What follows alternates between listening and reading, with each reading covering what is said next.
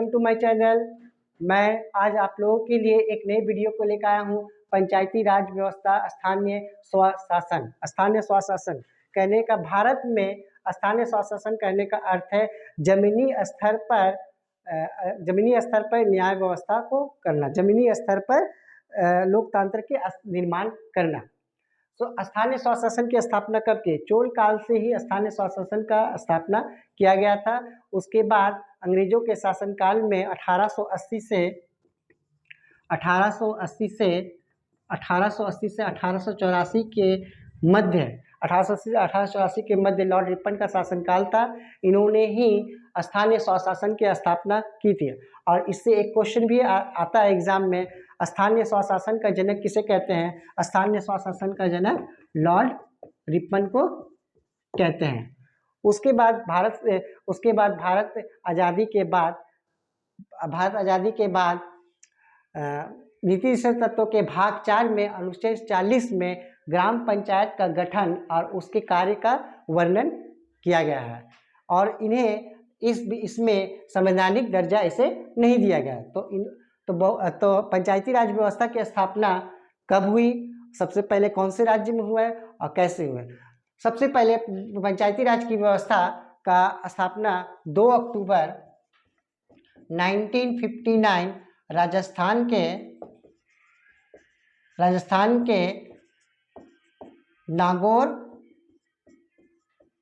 जिला में इसकी पंचायती राज की व्यवस्था स्थापना की गई। उसके बाद आंध्र प्रदेश और धीरे धीरे बहुत सारे राज्य के ग्रामीण क्षेत्रों में इन्हें किया गया, लेकिन अभी तक इसे संवैधानिक दर्जा नहीं मिला। इसके बाद ग्रामीण स्तर को सुधार करने के लिए विभिन्न प्रकार की समितियां बनाई गई। पहला समिति बलवंत राय मेहता समिति, जो इसकी स्थापना कब की गई? 1957 में। बलवंत राय मेहता समिति में त्रिस्तरीय पंचायत की वकालत की गई है, वकालत कही गई है, त्रिस्तरीय वकालत कही गई है, जिसमें ग्राम स्तर पर ग्राम पंचायत, ब्लॉक स्तर पर पंचायत समिति और जिला स्तर पर जिला परिषद किया गया है। उसके बाद दूसरी समिति की स्थापना किया अशोक मेहता समिति 1977 में स्थापना की गई, गठन किया गया। 1957 के बाद 1977 में इसका गठन किया गया समिति का पूरे 20 साल के बाद। तो इस समिति में 2 स्तरीय पंचायत की गई, ग्राम और जिला स्तर। बाद में ग्राम को मंडल में बदल दिया गया, मंडल में गठन किया गया। उसके बाद 3 नंबर JB राव समिति 1985 में इसका गठन किया गया। इसमें पंचायती राज को संवैधानिक दर्जा देने का मान्यता गई, लेकिन उन्हें संवैधानिक दर्जा नहीं मिला। उसके बाद हम लोगों का अगर महत्वपूर्ण समिति की बात करें, बलवंत राय मेहता समिति के बाद 1957 के बाद आपकी 4 नंबर LM सिंघवी समिति 1986 में इसका जो गठन किया गया, इसमें पंचायती राज को संवैधानिक मान्यता मिले। दूसरा, ग्राम समूह में न्याय की स्थापना की जाए, राज्य के ग्रामीण क्षेत्र में उसकी न्याय की स्थापना की जाए और त्रिस्तरीय वकालत हो, मतलब ग्राम, ब्लॉक और जिला के में इसके बारे में बताया जाए। चलिए हम लोग आते हैं, लोकतांत्रिक विकेंद्रीकरण का मतलब क्या था? लोकतांत्रिक विकेंद्रीकरण का अर्थ होता है कि केंद्र सरकार के सभी योजनाओं को ग्रामीण क्षेत्रों में उसे पूरे लागू करना और उन ग्रामीण क्षेत्र के लोगों को बारे में बताना। चलिए हम लोग आते हैं इसके बाद कि पंचायती राज व्यवस्था की स्थापना कब हुई। 73वां संविधान संशोधन 1992 में राव प्रधानमंत्री के समय में भाग 9 में अनुसूची 11 के अनुच्छेद 243 से 243 ओ तक में इस पंचायती राज व्यवस्था का वर्णन किया गया है। तो इसमें क्या हुआ कि त्रिस्तरीय प्रणाली की मंजूरी दी गई। त्रिस्तरीय प्रणाली की मंजूरी का अर्थ होता है कि 20 लाख से अधिक जनसंख्या वाले क्षेत्रों में त्रिस्तरीय प्रणाली का गठन किया जाए, ग्राम, ब्लॉक और जिला स्तर। उसके बाद सीटों का आरक्षण किया गया। सीटों का आरक्षण में महिला को 1/3 कम से कम सीट मिलनी चाहिए। उसके बाद कुछ समय के बाद इन्हें 50% कर दिया गया। 50% कौन सा राज्य में किया गया? 50% सबसे पहले अगर आए क्वेश्चन में तो कहाँ किया गया? बिहार में। उसके बाद SC/ST के लिए जनसंख्या का अनुपात में जिस राज्य के ग्रामीण क्षेत्र में जितनी भी SC/ST की जनसंख्या उसी के अनुपात में उनके सीट को आवंटन किया गया और बांटा गया। अब आते हैं हम लोग कि पंचायती राज व्यवस्था का चुनाव किसके द्वारा किया जाएगा। पंचायती राज व्यवस्था का चुनाव राज्य निर्वाचन आयोग करते हैं। क्वेश्चन बहुत इंपॉर्टेंट है। क्वेश्चन में आपको बोला जाएगा कि पंचायती राज व्यवस्था का चुनाव का अधिकार किनको दिया गया है, तो चुनाव का अधिकार राज्य के निर्वाचन आयोग द्वारा। लेकिन विधानसभा और लोकसभा का चुनाव का अधिकार केंद्र सरकार को दिया गया, election commission of state, central election commission of India को दिया गया है।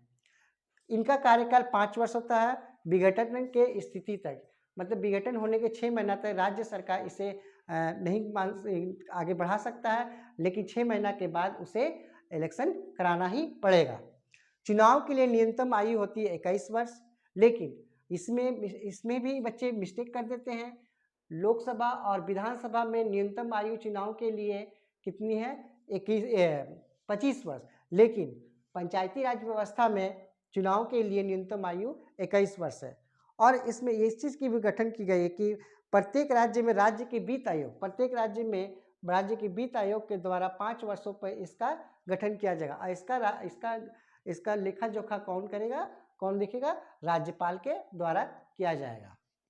चलिए हम लोग फिर से आ जाते हैं कि आपको रिकॉल कर देते हैं क्या हुआ। आपसे क्वेश्चन पूछा जाए कि अशोक मेहता समिति में कब हुई थी। अशोक मेहता समिति 1957 में हुई थी। इस समिति कितनी स्तरीय थी, त्रिस्तरीय थे, ग्राम, ब्लॉक और जिला।